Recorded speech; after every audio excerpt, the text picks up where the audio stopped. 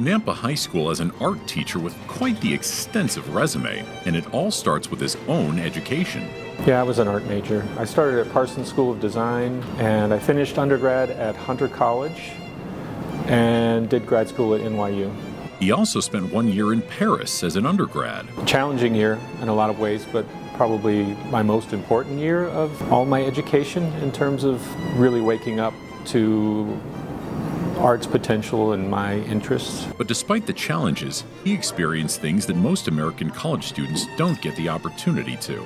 I mean, I think everybody in their early 20s is going through a lot of tumultuous changes, and that was definitely happening.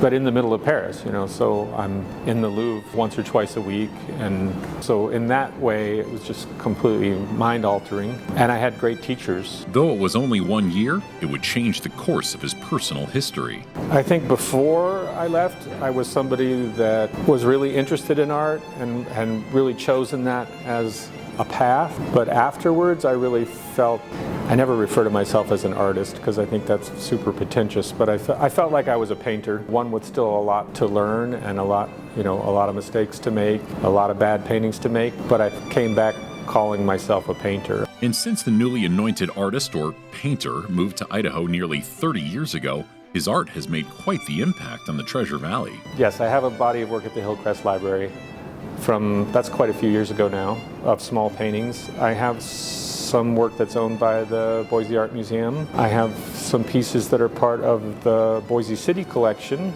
If you go to City Hall, I haven't been in City Hall recently, but for a long time they had one of my sculptures in the lobby. For 26 years now, Nampa School District students have had the opportunity to learn under this well-traveled artist, and Mr. Lewis understands how important his role has the potential to be. I think that kind of keeps me young and keeps me engaged, but I think fundamentally, I think our culture really needs people who do things with their hands, make things, make that connection between, mind, heart and hand, and just kind of keep the art spirit alive in our culture. So I feel like I'm doing my very small part of that. If one of your students has taken a class from Mr. Lewis, or maybe is able to in the future, they may not necessarily become the next great artist, but hopefully, if nothing else, they'll walk away as better human beings.